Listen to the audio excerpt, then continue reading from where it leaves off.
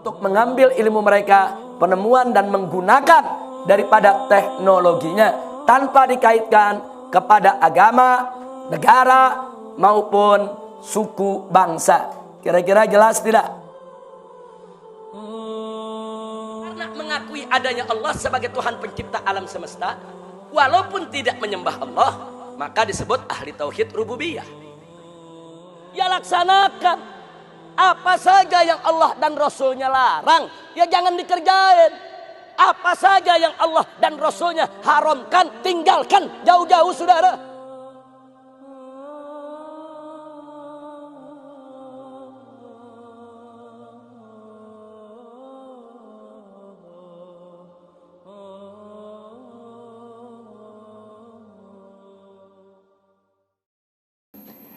Assalamualaikum warahmatullahi wabarakatuh. Bismillah walhamdulillah wassalatu wassalamu ala rasulillah wa ala alihi wa sahbihi wa mawalah. Ahiba'il kiram, usikum jami'a wa nafsi bitaqwallah wa bita'ati rasulillahi sallallahu alaihi wasallam. فنسأل الله سبحانه وتعالى أن يهدينا إلى صراطه المستقيم ويجعلنا من المتقين والحمد لله رب العالمين. Kita lanjutkan pelajaran kita. Hari ini kita masuk kepada kajian tentang Al-Qadim wal-Jadid fil Fiqh Syafi'i. Kalau kemarin kita sudah pelajari tentang mustalahat, istilah-istilah dalam mazhab Imam Syafi'i. Kalau kemarin kita sudah pelajari berkenalan dengan nama-nama ulama-ulama besar dalam mazhab Imam Syafi'i. Bahkan kita sudah berkenalan dengan rumus-rumus yang digunakan oleh para fuqaha, yaitu tentang aneka ragam sumber daripada suatu pendapat dalam suatu kitab fikih. Dan kemarin sudah panjang lebar kita jelaskan, mulai dari nasab Imam Syafi'i, gurunya, kemudian murid-muridnya, metodologinya, dan seterusnya. Nah, kali ini kita masuk ke satu kajian baru, yaitu kita tahu dalam mazhab Syafi'i dikenal ada qaul qadim dan qaul jadid. Ada qadim, ada jadid.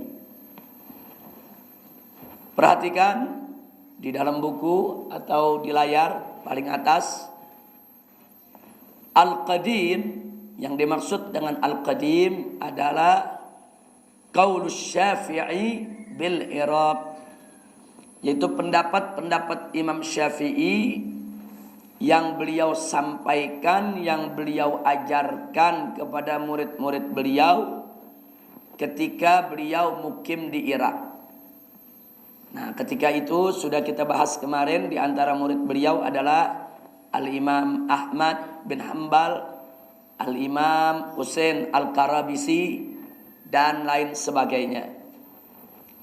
Nah, kemudian Al-Jadid itu adalah qaulus Syafi'i bi Mesir, yaitu pendapat daripada Imam Syafi'i ketika beliau itu tinggal di Mesir, ketika beliau mukim di Mesir.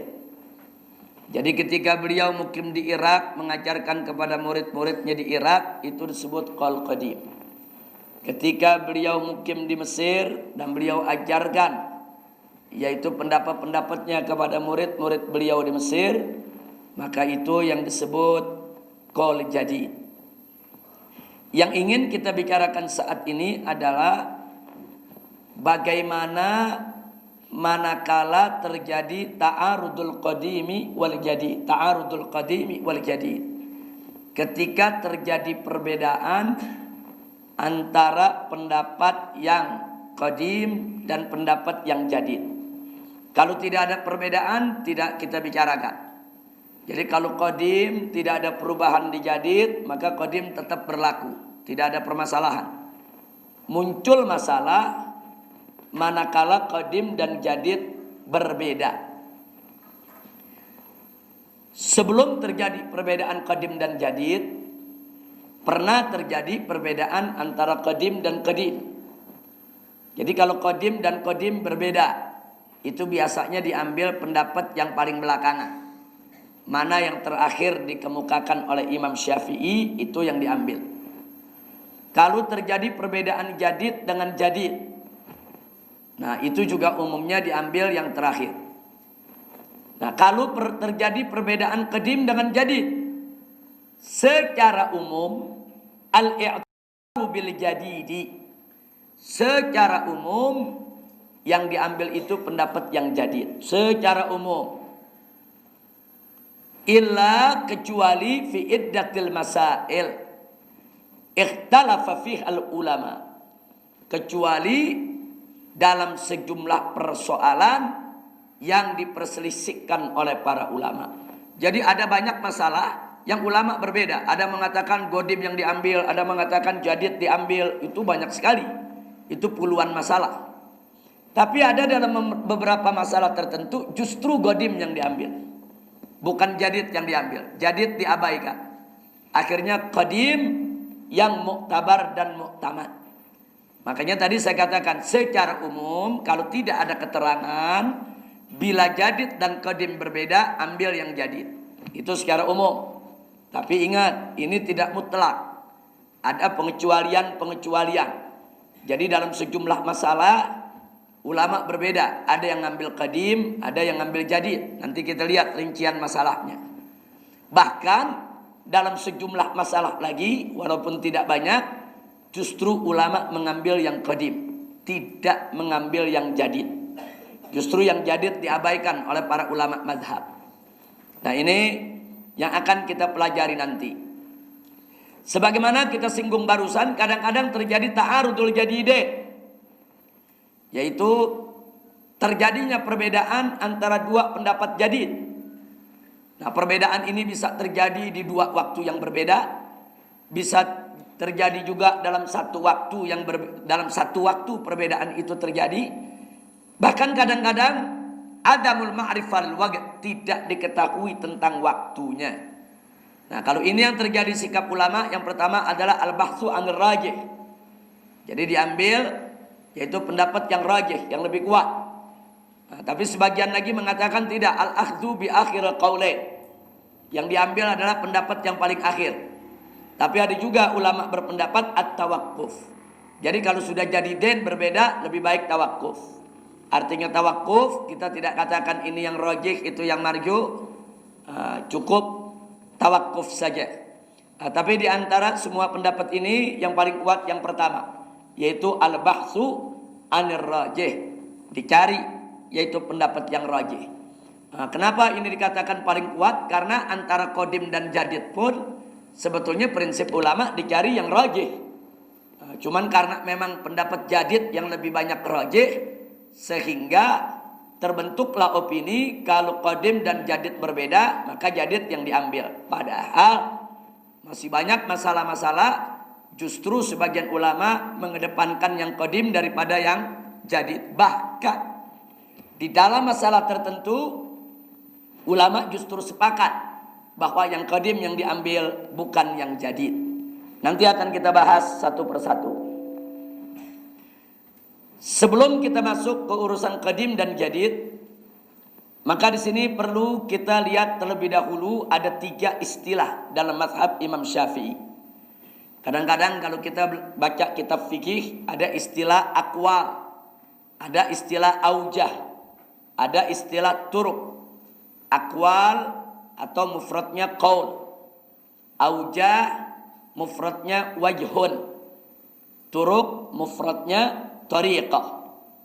Turuq mufradnya tariqah. Nah sekarang mari kita lihat. Kalau di dalam kitab-kitab mazhab Imam Syafi'i, baik mutaqaddimin maupun mutaakhirin, ada istilah aqwal, itu umumnya mansubah ilal Imam Syafi'i. Itu adalah pendapat yang dinisbahkan kepada Imam Syafi'i. Nah di sini pendapat-pendapat ini beragam. Pertama ada al-qadiman, ada dua pendapat sama-sama qadim. Ada al-jadidan, ada dua pendapat sama-sama jadid. Yang ketiga ada al-qadim wal jadid ma'ittifaqit tarjih. Ada lagi pendapat qadim dan jadid tapi ada kesepakatan mana yang rajih di antara ulama. Yang keempat adanya qadim, adanya jadid yang ulama ikhtilaf dalam tarjih. Nah, kemudian yang kelima ada qadim jadid atau qadim atau jadid fi waqtin ma'at tarjih. Dua waktu yang berbeda tapi ada tarjih. Ada lagi fi waqtin bidunit tarjih. Ada dua waktu berbeda tanpa tarjih. Ada fi waqtin wahidin ma'at tarjih. Ada dalam satu waktu tapi dengan tarjih. Ada lagi fi waqtin wahidin bidunit tarjih. Ada dalam satu waktu yang tanpa tarjih. Kesimpulannya yang perlu kita ingat di sini adalah bahwa kalau disebut aqwal atau disebut qaul dalam istilah fikih itu dinisbahkan kepada Imam Syafi'i. Bisa qadim, bisa jadid dan seterusnya. Sedangkan kalau disebut wajhun, umpamanya dalam kitab fikih disebutkan pendapat si fulan begini wa fi wajhin disebutkan pendapatnya. Nah, itu kalau disebut wa fi wajhin itu umumnya dinisbahkan ke ashabus Syafi'i. Jadi kalau disebutkan bahwa pendapat seperti ini kemudian disebutkan wa fi qaulin begini. Nah, itu biasanya kepada Imam Syafi'i qaulnya. Tapi qaul ini bisa sudah ditarji, bisa belum ditarji, bisa qadim, bisa jadid kalau tidak ada penjelasan. Tapi kalau disebut wa fi wajhin, satu pendapat wa fi wajhin dalam salah satu pendapat, nah ini yang dimaksud adalah pendapat para sahabat Imam Syafi'i. Sedangkan at-turuq itu ikhtilaf furwatil madhab fi hikayatil madhab. Kalau at-turuq itu adalah ulama yang mana saja yang ada dalam madhab Imam Syafi'i yang meriwayatkan pendapat-pendapat yang bertebaran dalam mazhab Imam Syafi'i. Jadi kadang-kadang disebutkan wa fi tariqah, pendapatnya begini. Kalau disebut tariqah berarti bukan pendapat Imam Syafi'i, bukan pendapat ashabus Syafi'i, tapi pendapat pengikut Imam Syafi'i. Nah, beda. Ashab itu orang-orang yang murid-murid Imam Syafi'i dan pengikutnya dalam kurun waktu yang sangat dekat. Nah, kemudian muncul pertanyaan, ada apa ini Imam Syafi'i kok dalam mazhabnya begitu banyak aqwal, begitu banyak aujah, begitu banyak turuq? Maka di sini kita katakan kathratu aqwalis Syafi'i wa aujah wa ashabihi wa aujahihi wa ashabihi wa turuq riwayatihi sababan fi infitahil abwabil muttasi'ah lil mujtahidin. Nah, ini sengaja kita tuliskan di sini karena dalam satu buku yang dikeluarkan oleh Yayasan Para Madinah dengan judul Fikih Lintas Agama yang ditulis secara kolektif oleh beberapa tokoh nasional seperti Nurkholis Majid, kemudian Komarudin Hidayat, Rektor UIN saat ini, kemudian Zuhairi Misrawi, dan lain sebagainya. Nah, mereka mengatakan bahwa Imam Syafi'i ini merupakan penyebab kebekuan ijtihad. Mereka katakan Imam Syafi'i ini menjadi penyebab pintu ijtihad tertutup. Nah, jadi mereka katakan pintu ijtihad tertutup, orang jadi beku cara berfikirnya gara-gara Imam Syafi'i. Nah, karena itu di sini kita tuliskan bahwa kathratu aqwali Syafi'i wa aujahi ashabihi wa turuqi riwayatihi sababan fin fitahil abwabil muttasi'ah lil mujtahidin litarji wal ikhtiyar wa tankihil usus allati yubna 'alaiha al-ikhtiyar. Jadi di sini kita bisa lihat bahwa justru dengan banyaknya akwal dalam mazhab Syafi'i, ini qaul fulan, ini wajhun fulan, ini thariqah fulan, itu menunjukkan bahwa Imam Syafi'i dan para pengikutnya, para ulama dalam mazhabnya itu memberikan kebebasan kepada para mujtahid untuk melakukan ijtihad, untuk melakukan tarjih, untuk melakukan tankih, tidak tertutup. Sehingga jangan kaget, banyak di kalangan mazhab Imam Syafi'i yang kadang-kadang mujtahid mazhab Syafi'i berbeda pendapat dengan Imam Syafi'inya sendiri. Nah, ini yang tidak boleh kita lupa. Jadi berarti mazhab Syafi'i tidak pernah menutup pintu ijtihad. Pintu ijtihad itu akan selalu terbuka bagi yang berhak ijtihad. Yang berhak ijtihad adalah mujtahidun. Jadi yang bukan mujtahid tidak berhak ijtihad. Tapi bagi para mujtahid, pintu ijtihad itu tetap terbuka. Nah, inilah hikmahnya. Kenapa dalam mazhab Syafi'i banyak akwal, banyak pendapat, ada perselisihan yang tetap dipelihara. Perbedaan-perbedaan tersebut tetap dipelihara dalam kitab-kitab mazhab Imam Syafi'i untuk menunjukkan bahwa mazhab ini akan tetap luas, akan tetap fleksibel, akan tetap membuka pintu ijtihad ila yaumil qiyamah. Alhamdulillahi rabbil alamin. Nah, kemudian karena dalam mazhab Syafi'i banyak akwal, lalu bagaimana cara kita membedakan mana pendapat yang kuat, mana yang enggak kuat, mana yang muktabar, mana yang enggak muktabar, yang tidak muktabar? Maka para ulama Syafi'i mereka memiliki mustalahat. Pertama, untuk aqwa ada 3 istilah: al-ajhar, al-masyhur, fi qaulin. Ini 3-3-nya dari Imam Syafi'i. Jadi kalau dikatakan al-azhar, itu berarti pendapat Imam Syafi'i yang terkuat. Berarti ada pendapat lain, tapi pendapat itu lebih lemah. Jadi kalau disebut al-azhar, pendapat itu lebih muncul, lebih kuat dibandingkan pendapat yang lain. Jadi kalau diriwayatkan Imam Syafi'i punya 2 pendapat. Umpamanya pertama mengatakan begini, kedua mengatakan begini. Kemudian dikatakan al-azhar. Nah, berarti itu menunjukkan dari 2 pendapat tadi al-azhar, yaitu yang lebih kuat, yang lebih yang lebih banyak diterima oleh para ulama, itu maksud al-azhar. Idza qawal khilaf. Nah, jadi kalau perbedaannya begitu kuat, ini pendapat sama-sama argumentatif, ada 2 pendapat atau 3 pendapat sama-sama argumentatif, sama-sama kuat, tapi ada salah satu yang terkuat, itu disebut azhar. Tapi kalau ada perbedaan, yang satu kuat, yang lain gak terlalu kuat, jadi mudah yaitu dilemahkannya, maka ini disebut masyhur.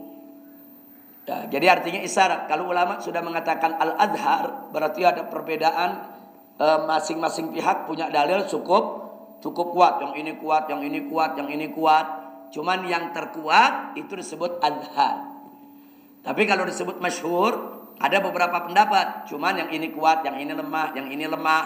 Nah, yang kuat disebut masyhur.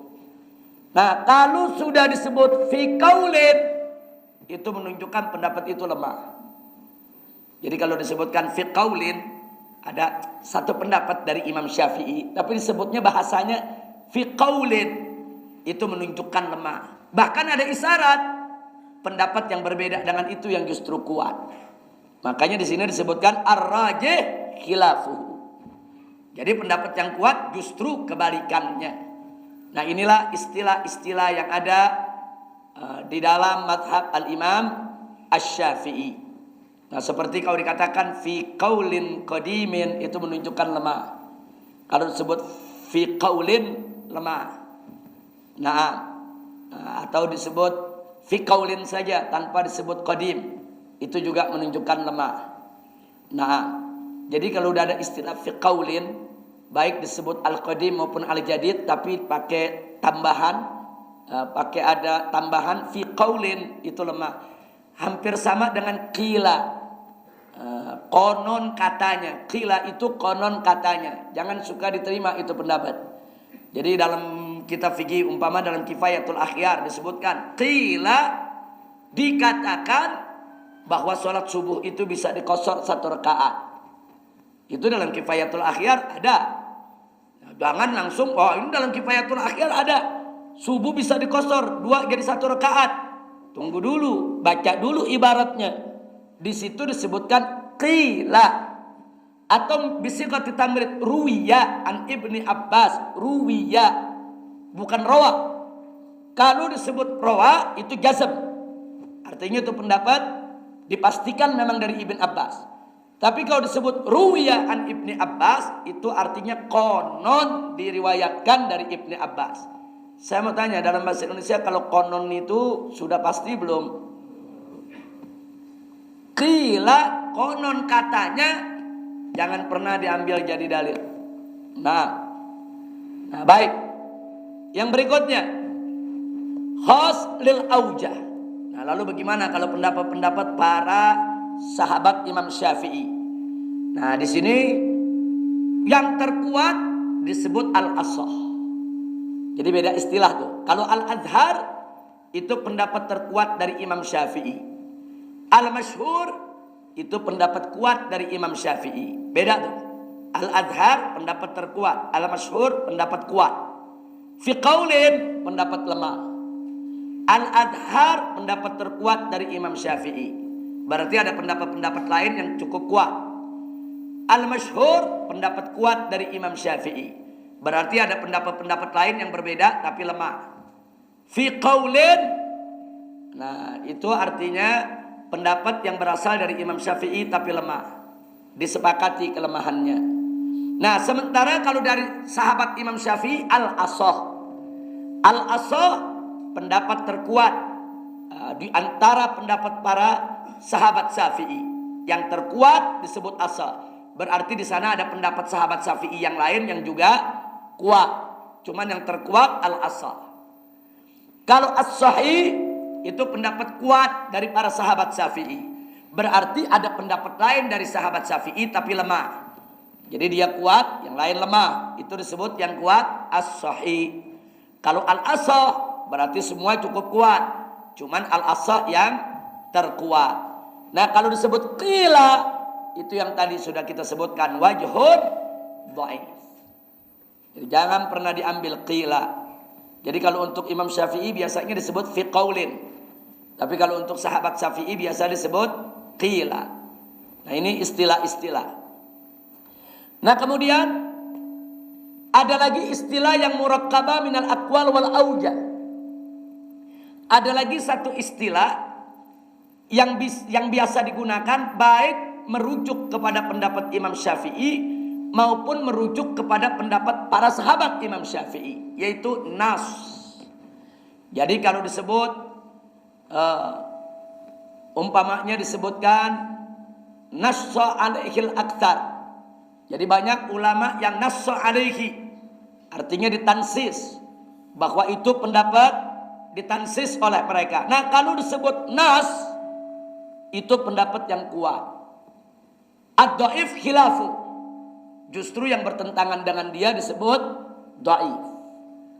Jadi kalau dikatakan nassa alaihi Syafi'i, nassa alaihi Al-Juwaini, nassa alaihi Al-Ghazali, kalau sebut nas, itu berarti menunjukkan pendapat dia kuat.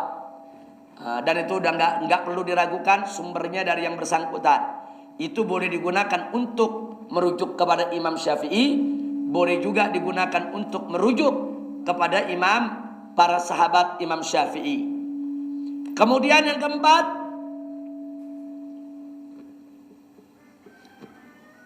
keempat, al-madhhab. Kalau ada istilah al-madhhab, kenapa di sini dikatakan muhtamalatun lis-salasa? Maksudnya muhtamalatun lis-salasa, dia ini bisa rujuk ke Imam Syafi'i, bisa merujuk ke sahabat Syafi'i, bisa juga merujuk ke ulama yang mutaakhirin. Jadi tidak terbatas kepada mutaqaddimin.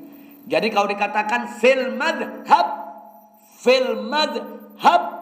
pendapatnya begini. Kalau dikatakan dalam kitab madhab Syafi'i yang mana saja, kalau sudah dikatakan fil madhhab, madhab, berarti itu pendapat yang muktabar dalam madhab.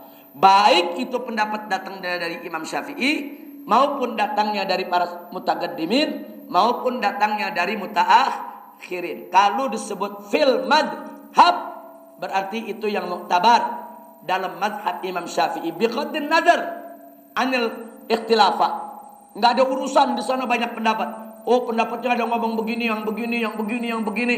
Apapun pendapat sebanyak apapun yang disebutkan, kalau sudah disebut fil madhab, itu berarti pendapat yang muktabar. Nah, begitulah cara kita untuk membedakan mana pendapat yang kuat, mana yang pendapat yang lemah. Jadi kalau baca kita fikih, hati-hati. Jadi kalau dikatakan fi qaulin kidza wa kidza, itu berarti dia lemah. Kalau disebutkan fil adhar, oh ini berarti pendapat paling kuat. Tapi ingat, intabih, berarti ada pendapat lain juga yang sebetulnya kuat. Nah, tapi kalau disebutkan fil masyhur, kita paham. Ini pendapat datangnya dari Imam Syafi'i, kuat. Yang lain justru lemah. Nah, begitu juga kalau disebut fil asah, berarti ini bukan dari Imam Syafi'i, berarti dari sahabat Syafi'i, dari mutaqaddimin. Kalau disebut fil asah, tapi itu menunjukkan pendapat itu terkuat.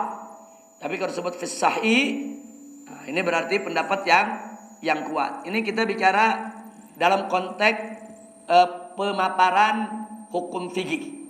Jadi bukan hadis. Kalau hadis dikatakan fis sahih, ya maksudnya dalam hadis sahih. Bahkan kadang-kadang disebut fis sahih, maksudnya dalam sahih Bukhari atau sahih Muslim. Nah, tapi ini istilah fikih yang kita cerita, yang digunakan secara umum oleh para ulama a'immah asy-syawafi'. Baik. Sampai di sini baru kita masuk ke persoalan qadim dan jadid yang ada dalam mazhab Imam Syafi'i. Perhatikan semua. Yang bisa baca ke depan silakan baca ke depan. Yang di belakang, yang kejauhan gak bisa baca, silakan lihat bukunya. Silakan lihat bukunya. Nah, itu kita mulai masuk halaman 19. Lihat bukunya. Al-masailul mukhtalafu fiha inda ta'arudil qadimi wal jadidi. Al-masail, masalah-masalah. Al-mukhtalafu fiha, yang terjadi perselisihan di dalamnya. Inda ta'arud, yaitu ketika terjadi perbedaan atau pertentangan antara al-qadim wal jadid, antara pendapat Imam Syafi'i yang qadim dengan pendapat Imam Syafi'i yang jadid. Nah, kalau dikatakan mukhtalaf fiha, yang diperselisihkan, artinya para ulama berbeda. Ada yang mentarjih qadim, ada yang mentarjih jadid. Itu yang dimaksud mukhtalaf fiha. Ini enggak muttafaq. Yang muttafaq kita enggak bahas, enggak diperselisihkan oleh ulama. Qadim, jadid sepakat, itu enggak dibahas. Sekarang qadim, jadid berbeda. Nah, ulama mazhab Syafi'i berbeda di dalam menyikapinya. Mari kita lihat. Ada 3 masalah dalam soal bersuci. Pertama, al-ma'ul jari idza laqathu najasatu wa lam yataghayyar ahadu awsafih. Air yang mengalir jika terkena najis dan salah satu sifatnya tidak berubah. Warnanya tidak berubah, rasanya tidak berubah, baunya tidak berubah.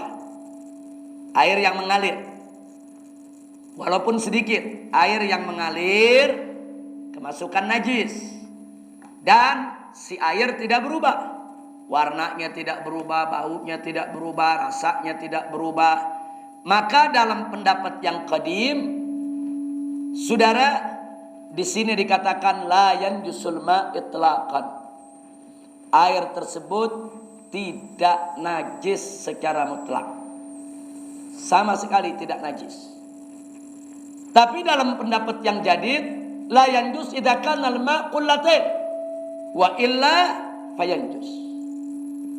Kalau air yang mengalirnya sedikit tetap najis walaupun tidak berubah. walaupun dia mengalir. Tapi kalau air yang mengalirnya banyak, seperti air sungai banyak, lebih dari 2 kula, maka tidak najis. Nah, jadi lihat, ini ulama berbeda nih. Sebagian ulama Syafi'i ikut yang qadim, sebagian lagi ikut yang jadid. Mereka nggak sepakat dalam ini. Makanya sekarang ini kalau kita dengar nanti mazhab Syafi'i, pesantren ini beda. Di pesantren ini kita ngaji, kata kiainya najis. Najis. Kenapa najis? Karena kurang dari 2 kula. Paham? Berarti kiai pakai yang jadid. Tapi pesantren yang satu Salafiyah juga, Syafi'i juga, nah, dia mengatakan nggak najis, mutlak, walaupun sedikit, pokoknya selama mengalir nggak najis. Berarti kiai pakai yang qadim. Nah, jadi jangan ribut, jangan terus kita bilang oh yang Syafi'i yang ini Wahabi nih. Nggak begitu saudara, sama-sama Syafi'i.